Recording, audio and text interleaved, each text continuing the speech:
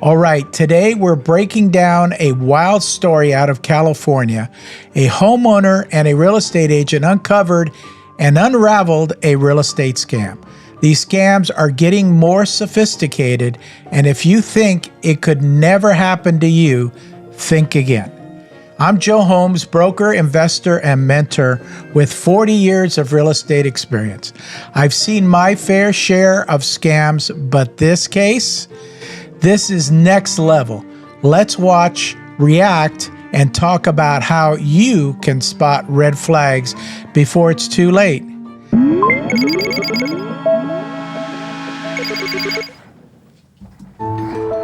Before closing the deal, it helps to know the lay of the land. So here we are, we're on Sylvan Road, where the property is. So it's a good thing Michael Joseph does his research. Well, there's a red flag right there already for me. Vacant land is probably the fraudster's number one target because it's obviously difficult to get a hold of the actual owner. You need to take it to the next step, and if the owner records show that the owner is local, contact them. If you can send a letter, certified letter, letting them know that this deal is in progress, and do that as well. But that's a big red flag right off the beginning. And it's next to a church on one side, and it's actually a historical landmark on the other side. Because the sale of this plot of land in Citrus Heights turned out to be unlike any other in his nearly 20-year career as a real estate broker. This began in the early part of August. First, he got a call from a man named Mohammed, ready to sell this parcel, so they put it on the market. And did you find someone? I did. And offered $25,000 over the listing price. Michael let Mohammed know the good news, communicating by phone or email because his client was often traveling for business. Here's another red flag. You have to communicate with people, preferably in person. At least know who it is that you're dealing with. And by the way, at the end of the day, if this transaction, we'll find out, goes through, the people that are on the hook are the title company. The title company ensures that everything is working properly, and they're actually talking to the owner of the property, and they provide title insurance to protect the actual owner in case something happens. Title companies are aware of this, and that's why they take extra steps to make sure that they're dealing with the right person. The seller said, yes, let's definitely take that. Let's run with it. 7-day close. All that looks good. Cash offer. All contingencies removed. But in the home stretch, the sale hit. There we go. Cash offer. Close in 7 days. Yeah, let's get this done. Please send me the money to this account. And then the fraudster's happy with all that. And then the unraveling comes afterwards when the title company gets a call from the actual owner, says, hey, what's going on? What'd you do? And then the fraud comes out. So not a good thing. A snack. A day before close of escrow comes. My escrow officer, who we've been working together for years, emails me and says, Michael, early in the morning, Michael, she said she had some concerns about the seller. Mohammed wanted to use his own notary, but that notary wasn't on the escrow company's vetted list, he says. So he asked Mohammed to call escrow to finalize those signing arrangements, something apparently his client didn't do. So good escrow companies and good escrow officers use notaries that they know and they trust, that are local. And by the way, if you're in a foreign country and you need a document notarized from the United States, the only person or place that you can go to get that document notarized is a U.S. embassy. So keep that in the back of your mind that no, he can't use his own notary. That's a huge red flag there. I get a lot of these where the seller wants to use their own escrow company as well, something that they control, which is also fraudulent, and title as well. which can also be fraudulent. So lots of red flags here, especially when you're selling vacant land. It's not so much when you have a house there and you actually go over to the house and talk to the people, but it can happen there too. Now it's a red flag. He decided it was time to meet Mohammed face to face, showing up at his Rockland home unannounced.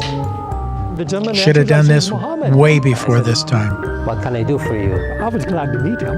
I said, I'm Michael Joseph, your agent. And he said, Michael who? Agent in what? Mohammed wasn't following I thought initially it was a joke. because he wasn't selling his Citrus Heights property. This is not a difficult thing to do as real estate agents. Literally go knock on a door. That's what we do all the time. And if it's not close to you, then please reach out to an agent in that area. Let them know what's going on. Let them know what you think. Have them go knock on the door and find out if that's the actual seller or not, and if they're selling. You need to take those extra steps to protect your clients. I was a bit shocked, and I said, Mohammed, I think we have a case of fraud. It's the kind of crime the FBI investigates. The scary part is we are resolving a lot of these to criminal rings. Jimmy Hassani is a supervisory special agent. Our transactions are even more remote now. You can buy a house sight unseen from across the world just through virtual signing. Something scammers took advantage of during the COVID-19 pandemic. This is what KCRA3 Investigates found, combing through reports from the FBI's Internet Crime Complaint Center. Tens of millions of dollars lost over the years because of real estate fraud in California, and even more nationwide, impacting thousands of victims. And what people don't know about the FBI and even local governments is they're not really, they've got way more things to do than to be concerned about a small transaction like this. May not be small to some people, but it is a small transaction. They're not really going to look at something until there are literally tens of millions or hundreds of millions of dollars that are lost from a scammer, from an organization that does this scamming all the time. They're not going to put their resources to finding this scammer in particular when it's just such a low dollar amount. Coffee is good. A reality that hit too close to home for the real Mohammed and his wife. We lost our sense of comfort and security for a while.